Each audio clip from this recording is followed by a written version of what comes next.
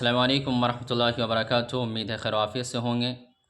رمضان کا آخری عشرہ چل رہا ہے۔ رمضان کے کو 3 پارٹس میں رسول کریم صلی اللہ علیہ وسلم نے ڈیوائیڈ کیا۔ اس میں پہلا پارٹ جو ہے وہ 10 دنوں کا، دوسرا پھر 10 سے یعنی 11 سے لے کر 20 دنوں کا، اور پھر تیسرا جو پارٹ ہے وہ ہے 20 سے لے کر یعنی 21 سے لے کر یہ اخیر جو چاند رات ہوتی ہے اس دن۔ اخیر کا جو پارٹ ہے اس کے بارے میں رسول کریم صلی اللہ علیہ وسلم نے ارشاد فرمایا کہ اس میں ایک رات ایسی آتی ہے جس رات کو لیلۃ القدر کہا جاتا ہے، شب قدر کہا جاتا ہے، اور اس رات کی بڑی اہمیت، بڑی فضیلت قرآن کریم میں بھی ہے۔ قرآن کریم میں اللہ تعالیٰ نے ایک سورت کا نزول فرمایا اور اس میں فرمایا انا انزلناہ فی لیلۃ القدر، کہ قرآن کریم کو میں نے کیا کیا ہے کہ شب قدر یعنی لیلۃ القدر میں اس کا نزول فرمایا ہے، قرآن کریم کو اتارا ہے۔ وما ادراک ما لیلۃ القدر، اور لیلۃ القدر کیا چیز ہے، اس کی کیا خبر تمہیں، ہے نا۔ اور پھر اس کے بعد آئے کہ آیتوں میں اللہ تعالیٰ نے فرمایا کہ یہ ہزاروں راتوں سے بہتر ایک رات ہے۔ اسی طرح حضرت ابو ہریرہ رضی اللہ تعالیٰ عنہ ایک بہت بڑے صحابی ہیں، بہت جلیل القدر صحابی ہیں، سب سے زیادہ جن لوگوں نے آپ صلی اللہ علیہ وسلم سے حدیث نیریٹ کیا ہے، نقل کیا ہے، ان میں آپ کا بہت اونچا اور بہت بلند مقام ہے۔ وہ فرماتے ہیں ابی ہریرہ رضی اللہ عنہ قال قال رسول اللہ صلی اللہ علیہ وسلم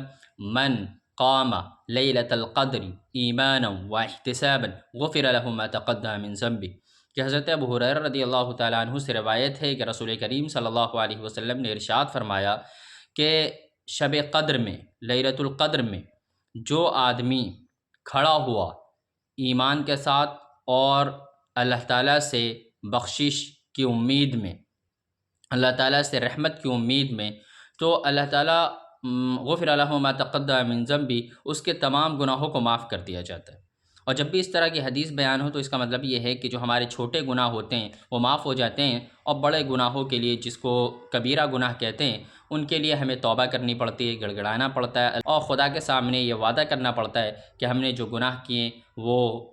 ہم آئندہ انشاءاللہ نہیں کریں گے، اور ان گناہوں پہ ہم شرمندہ ہیں۔ تو ایک بہت بڑا موقع، بہت بڑی اپارچونٹی ہماری زندگی میں آ رہی ہے۔ آخری عشرہ تقریباً شروع ہو رہا ہے، اور اس آخری عشرے سے فائدہ اٹھائیں۔ اور لیلۃ القدر کے بارے میں فرمایا گیا کہ یہ رمضان کے آخری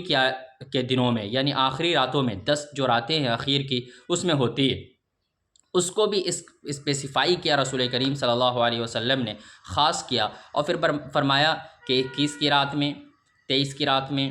25 کی رات میں، 27 کی رات میں اور 29 کی رات میں، یعنی طاق راتوں میں اس کو تلاش کیا جائے تو انشاءاللہ زیادہ امید ہے کہ لیلۃ القدر نصیب ہو جائے۔ اور کوشش کریں کہ آخر کی جو 10 راتیں ہیں، مکمل 10 راتوں میں کچھ وقت کے لیے عبادت کر لیں، اٹھ جائیں، تہجد پڑھ لیں، اور اللہ تعالیٰ سے جو مانگنا ہے وہ مانگیں۔ اس رات کی بڑی فضیلت آئی ہے، اس رات میں بڑی دعائیں قبول ہوتی ہیں، تو امید ہے کہ آپ اس رات کی قدر کریں گے، اس سے فائدہ اٹھائیں گے، اور مجھے بھی اپنی دعاؤں میں یاد رکھیں۔ والسلام علیکم ورحمۃ اللہ وبرکاتہ۔